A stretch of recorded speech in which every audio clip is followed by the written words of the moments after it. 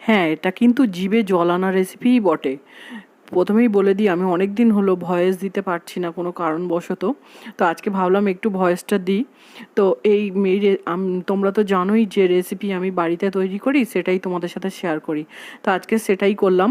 তো কি কি দিয়েছি, কিভাবে দিয়েছি, প্রত্যেকটা পরিমাণ এখানে লেখা আছে। সুন্দর করে দেখবে এবং রেসিপিটা বানিয়ে অবশ্যই দেখবে যে কতটা ভালো লাগে। আশা করি এই রেসিপিটা সবারই ভালো লাগবে, বড় ছোট সবারই একটা প্রিয় রেসিপি।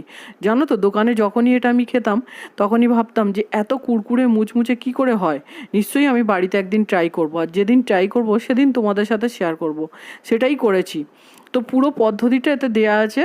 প্রথমে চিকেনটাকে ম্যারিনেট করে নিতে হবে ভালো করে, আর অপর দিকে এরকমভাবে একটা ময়দার ব্যাটার তৈরি করে নিতে হবে। আর তেলটা অবশ্যই কিন্তু খুব গরম তেলেই এটা ভাজতে হবে, গ্যাসের ফ্লেম।